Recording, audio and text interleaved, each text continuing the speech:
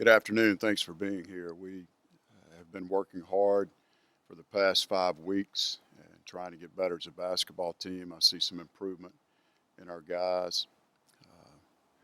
Ever so slightly, we're doing some things a little bit better and at the right time, because we start off next Tuesday against a very, very good basketball team in Loyola out of New Orleans, a team that went to the national tournament last year, had the best record they'd had in many, many years, and preseason number 17 in their classification this year nationally. So it'll be a very good test. They've got more returning players than we do, and that'll be an excellent first game for our fans. Should be exciting and be one that we'll have to play very well to come out on top.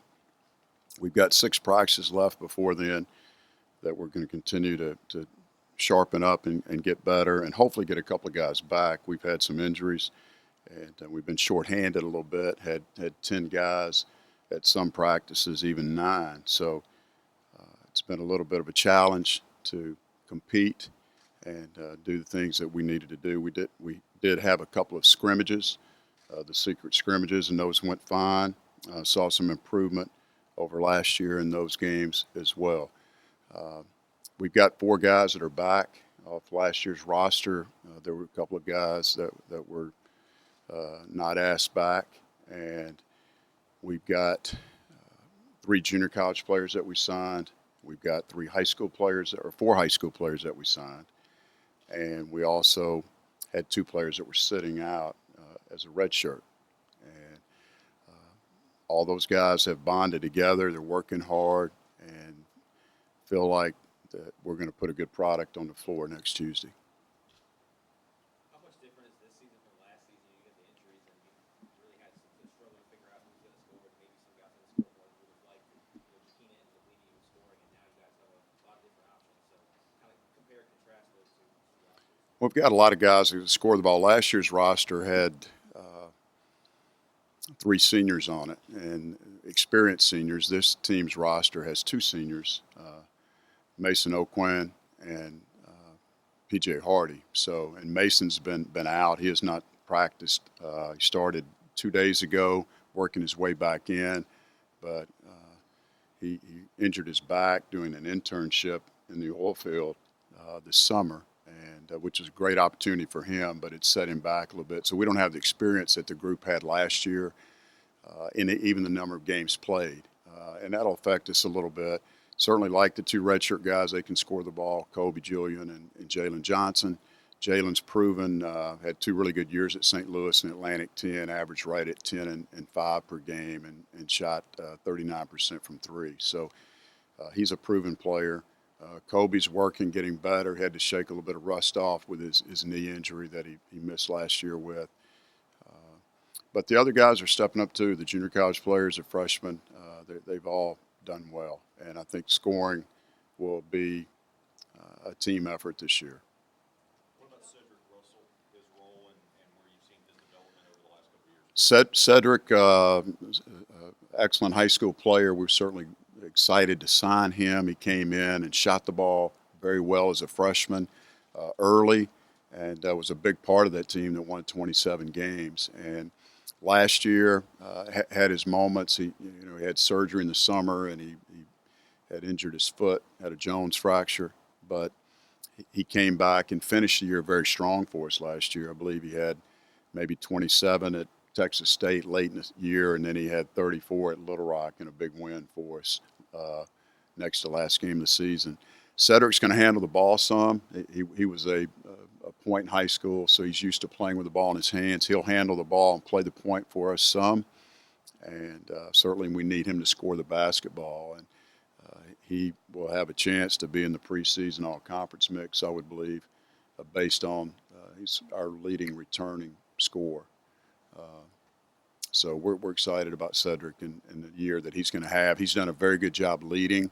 He went to the Captain's Academy this past May in Ohio and learned some new things, and he's brought that back to his teammates.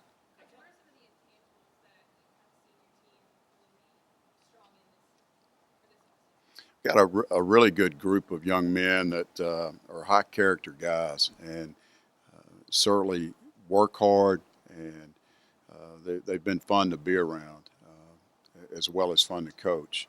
Now, there's always a little anticipation when you go into a new year with a new group, and you feel like you're getting better, but then until you really get out there and play some games, you don't know the production that you're going to get. But so it doesn't matter what kind of team you have. Each year, it's like that when you start off, and this year is no different. But we've got a really good vibe with this team and a high character group.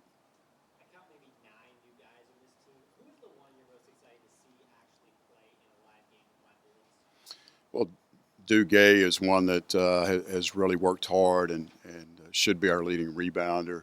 He's an extremely hard worker, and excited to see what he's going to do. I'm excited to see what Malik Wilson will do, freshman from Rayville. He's had some outstanding practices, and the game has slowed down for him a lot since he got here. And it's something we talked about when we signed him last year in November, that it was important for him to come in summertime and adjust to the speed of the college game, and he's done so and done so well. So I'm excited to watch him play. I'm excited to see Kobe, even though he was with us last year, was sitting out. I'm excited to see what Jalen Johnson can do. Got a lot of newcomers. Can you tell us the story of Duguay, how you found him, what you liked about him? Well, he was at Daytona State College, and he played for Coach Morris. And Coach Morris had called me when they first got him and said that he thought he had a chance to be a good player. And then we wound up having a coaching opening, and I bring Coach Morris back to our staff for a second time, this time as assistant coach. And Dew had visited a couple of high major schools and had a couple more lined up to visit. He was caught in a little bit of a situation where he went to college as a freshman in Japan and was a National Player of the Year in Japan. And so he only played 1 year junior college, and some conferences will not let a junior college come after 1 year. You have to be there 2 full years. So that knocked out a lot of the people that wanted to recruit him and helped us. But I like the fact that he played hard. He can score. He does a lot of things well. He doesn't do anything great except for rebound, in my opinion, and play defense. But he can offensively. He's got a mid-range game. He's got a three-point game. He can score inside a little bit, but he's not a back-to-the-basket player.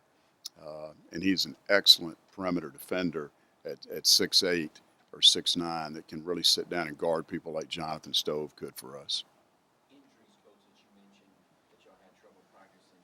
Which one of the or those could have long term?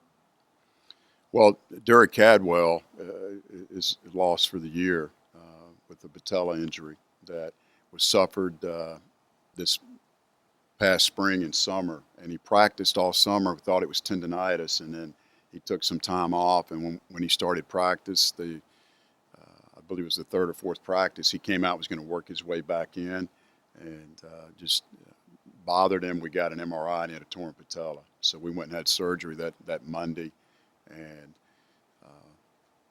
he's going to be out for the season, and that hurts because he's a 6'5" sophomore that's a very bright young man and an excellent student, and he understands what we're doing on the court, and he's really good defensively, and he's a 40% three-point shooter. So he could have played anywhere from the 2 to the 4 for us, and that'll hurt us. But as a coaching staff, you just have to march forward. We talked about redshirting someone, and I told the guys, look the bright side. Now he just redshirted one of our better players.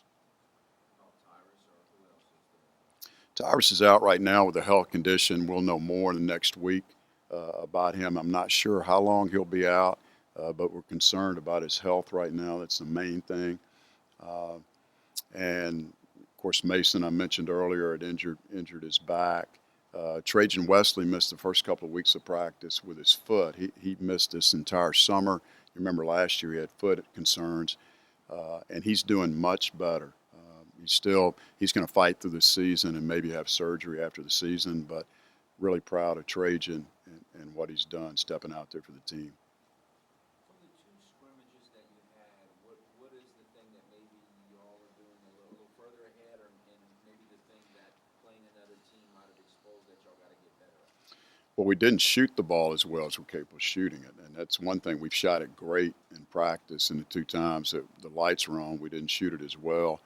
Of credit the other team with some good defense, but we've got to make shots. And then we rebounded the ball well in both games, and we also played defense very well at times. Got to be a little bit more consistent, but showed some good spark there on the defensive end. I think we're longer than we were a year ago, have more length, a little bit bigger team, and certainly have guys that can guard perimeter wings that we didn't have last year with Cedric and PJ as much. I know you wanted more length, but with all the newcomers, sometimes it takes a transition to learn the defense at a higher level, especially. How is that process? It's gone well. We focused on defense from day one, and every year at this press conference, I think I address the media saying that if we play good defense, rebound the ball, and stay healthy, then good things can happen. And we've had some injuries the last couple of years. Hopefully this year we can fight through these early injuries. But I think we're farther along than we've been in the past. And having a whole new group, Kevin, it's been really fun to teach these guys and to watch them progress.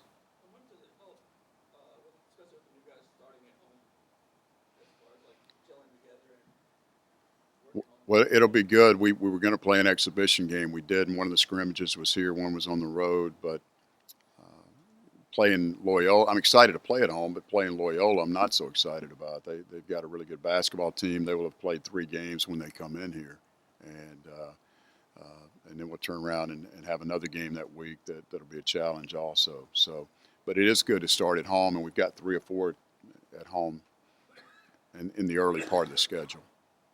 What, if you had to guess right now, by the start of conference play, are you looking at 8, 9 man rotation, or what are you kind of thinking?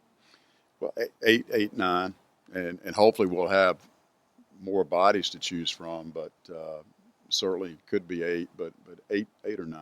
We've got some guys that can help our basketball team, and